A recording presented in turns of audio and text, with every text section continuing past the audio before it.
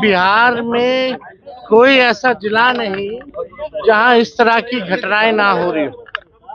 हमें पता नहीं कि सरकार कौन से नशे में है, कौन सा नशा करके सरकार जो है सोई हुई है।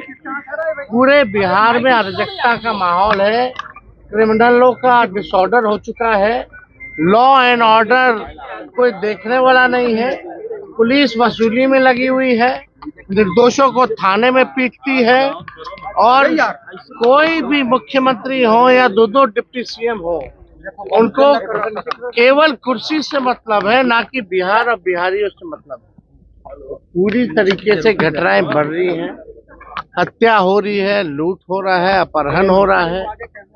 अभी कुछ दिन पहले ही जो है एक जगह बलात्कार हुआ था और हत्या हुई थी, वो खगड़िया परबत्ता जिला में, वहां भी हम लोग मिलकर के आए थे। पूर्णिया में बलात्कार हुआ, अभी सीतामढ़ी में सुनने आ रहा है कि 11 साल की बच्ची के साथ गैंग रेप हुआ, पूर्णी में हुआ ही हुआ।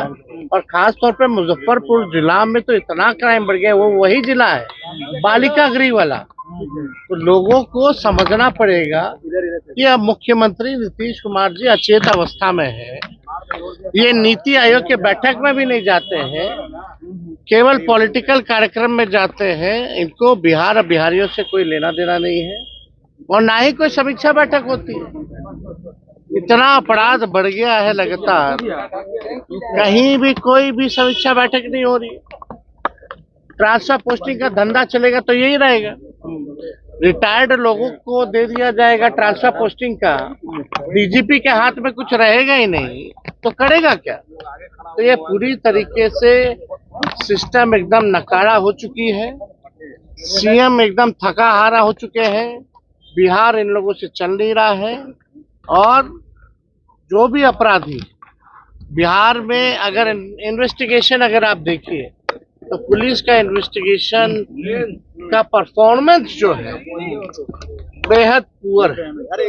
और अगर इन्वेस्टिगेशन होता है, अदालत तक जाती है, तो अदालत से भी जो अपराधी है बेल लेकर के बाहर आ जाते हैं।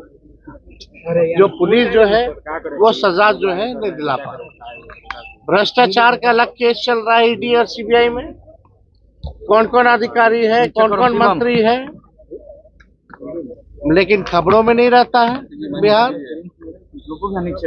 अलग माहौल पूरी तरीके से बिहार में बना हुआ है, जहां पुलिस का ही एनकाउंटर हो रहा है और अपराधी जो है बेलगाम घूम रहे हैं। स्वास्थ्य मंत्री क्यों चाहते हुए मंत्री जी चुप्पी कुछ दिन पहले ही हमको चुनौती दिया जा रहा था कि आइए मैदान में हम उससे फरिया लीजिए और डिबेट करें। पहले इस पे तो बात करें, केवल एक सवाल का जवाब दें कि उस 11 साल की मासूम बच्ची को बेड क्यों नहीं, इसका केवल जवाब देना चाहिए। तो आप समझ सकते हैं कि इन लोगों को तो अस्पताल में भी जाते हैं, चमकी बुखार भी होता है तो क्रिकेट का स्कोर कितना है वो पूछते हैं। कितने गंभीर है इन लोगों का।